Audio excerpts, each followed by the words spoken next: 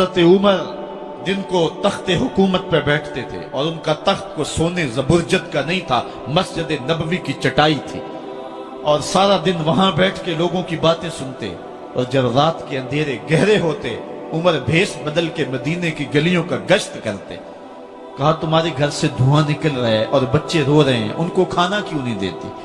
کہنے لگی عمر کی جان کو رو رہی۔ عمر کے پاؤں تلے سے زمین نکل گئی۔ کہا کیا ہوا؟ کہا 3 دن سے ہمارے ہاں کھانے کے لیے کچھ نہیں ہے، روزانہ بچے روتے ہیں اور میں ہنڈیا کے اندر پتھر ڈال کر کے نیچے سے آگ ڈالتی رہتی ہوں کہ بچے انتظار کر کر کے سو جائیں گے، کم وقت سو بھی نہیں رہے، اور وہ پتھر پکیں گے بھی کیا، اور میں عمر کی جان کو رو رہی ہوں۔ حضرت عمر کا کلیجہ دہلنے لگا، فوراً پلٹے، واپس بیت المال میں آئے، گھی کا ایک کنستر لیا، آٹے کی بوری لی، مرچ مسالہ جات بہت کچھ اٹھایا، اپنے کندھے پہ رکھا، بوری اپنی کمر پہ لا دی۔ عمر بیت المال سے نکلے تو آپ کے خادم اسلم نے دیکھ لیا، آگے بڑھا، کہا میرے آقا میں اٹھاتا ہوں۔ عمر کی آنکھوں میں آنسو ہے۔ کہا اسلم قیامت کے دن میرا بوجھ اٹھا لو گے؟ کہا قیامت کے دن تو اپنا اپنا بوجھ اٹھانا پڑے گا۔ کہا عمر کو آج اپنا ہی اٹھانے دو۔ حضرت عمر وہ گھی کا کنستر اور وہ آٹے کی بوری سر پہ اٹھائے ہیں اور اس خاتون کے گھر جاتے ہیں اور دستک دیتے ہیں۔ وہ جب دیکھتی ہے اس کی جان میں جان آ جاتی ہے۔ کہا جلدی جلدی آٹا گوندو، اور عمر سبزی کاٹنے لگ جاتے ہیں۔ حضرت عمر رضی اللہ تعالی عنہ سبزی تیار کر دیتے، ادھر آٹا گند جاتا ہے، اور پھر اوپر چولہا رکھا جاتا ہے، چولہے کے اندر آگ رکھی جاتی ہے، وہ کھانا پکانے لگتی ہے، آگ بجھتی ہے۔ تاریخ نے لکھا ہے آگ بجھنے لگتی ہے، عمر جھک کر کے پھونکے مارتا ہے، عمر جھک کے پھونکے مارتا ہے۔ کھانا پک گیا اور بچوں کے سامنے کھانا رکھ دیا، بچے کھا رہے ہیں۔ اب بچے رو رو کے نڈال ہو چکے تھے۔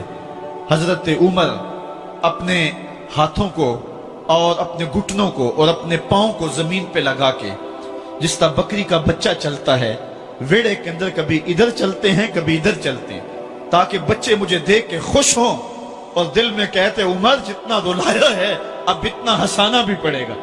تو کبھی عمر امیر المومنین، یہ میں کسی آج کے جو ہے وہ لوگوں کے ووٹوں پہ منتخب ہونے والے حکمران کی کہانی نہیں سنا رہا، میں اس عمر کی کہانی سنا رہا ہوں جو 23 لاکھ مربع میل کا حکمران ہے، آدھی دنیا کا بادشاہ ہے۔ حضرت عمر جو ہے جس طرح بکری کا بچہ چلتا ہے، اس طرح اپنے ہاتھ اور اپنے گھٹنے زمین پہ ٹیک کر کے جو ہے وہ اس طرح چلتے ہیں۔ بچے عمر کو دیکھ کے مسکراتے ہیں۔ جب بچے مسکرانے لگے تو حضرت عمر نے اس خاتون سے کہا بڑھیا عمر کو معاف کر دے۔ اس نے کہا تو اتنی ہمدردی کیوں کرتا ہے؟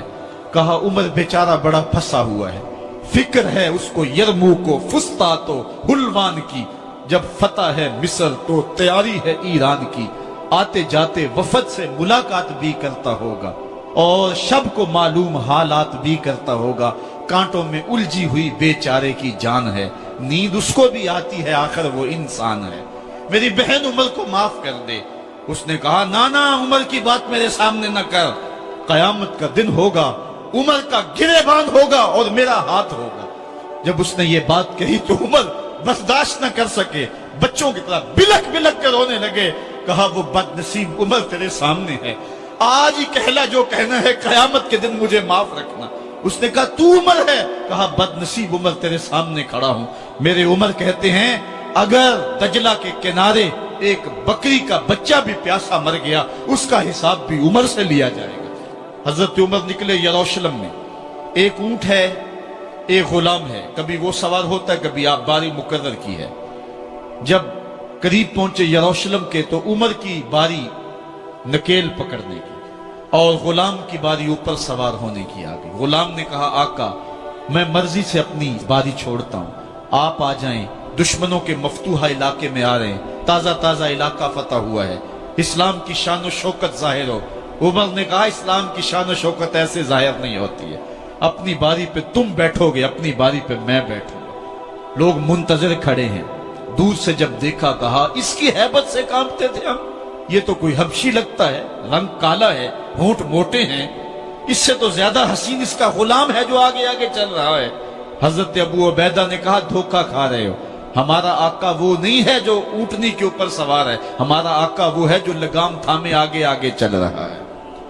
حضرت عمر رضی اللہ تعالیٰ عنہ کو آگے بڑھ کے جابیہ کے مقام پہ حضرت ابو عبیدہ بن جراح نے استقبال کیا، تو حضرت عمر آگے بڑھے اور انہوں نے آگے بڑھ کر کے حضرت ابو عبیدہ کے دونوں کندھوں پہ ہاتھ رکھا، اور سنو حضرت عمر نے کیا کہا، کہا لا الہ الا اللہ انا کنا اذل قوم فاعزنا اللہ بالاسلام۔ کہا کہ لا الہ الا اللہ، اے ابو عبیدہ بن جراح، ہم ایک ذلیل قوم تھے اور اللہ نے ہمیں اسلام کی وجہ سے عزت عطا کی ہے۔ اور میں تمہیں ایک تاریخ ساز بات کہنے لگا ہوں، اور وہ یہ ہے کہ جب تک ہم اس عزت والے اسلام کے دامن کو تھامے رہیں گے ہماری عزت قائم رہے گی، اور جب اسلام کے علاوہ کسی اور جگہ سے عزت ڈھونڈیں گے تو رسوا کر کے رکھ دیے جائیں گے۔ یہ ہے وہ خلاصہ جو حضرت عمر نے امتوں کے عروج و زوال کا بیان کیا ہے۔ اس امت کو جو خیرات ملی ہے تخت و تاج کی، وہ پینٹاگون سے نہیں ملی، وہ واشنگٹن سے نہیں ملی، وہ وائٹ ہاؤس سے نہیں ملی، وہ محمد عربی کے جوڑوں کا صدقہ ملی ہے۔ اس لیے جب ہم نے اسلام سے انحراف کیا، پاکستان حاصل کیا گیا تھا۔ پاکستان کا مطلب کیا؟ لا الہ الا اللہ۔ ہم نے اس نعرے کو چھوڑ دیا ہوا ہے، ہم نے انحراف کر دیا ہے۔ آج ہماری نظریں مغرب کی طرف لگی ہیں کہ تخت و تاج اس سے نصیب ہوتے ہیں، اور دنیا کے اوپر ہم رسوا ہو کے رہ گئے۔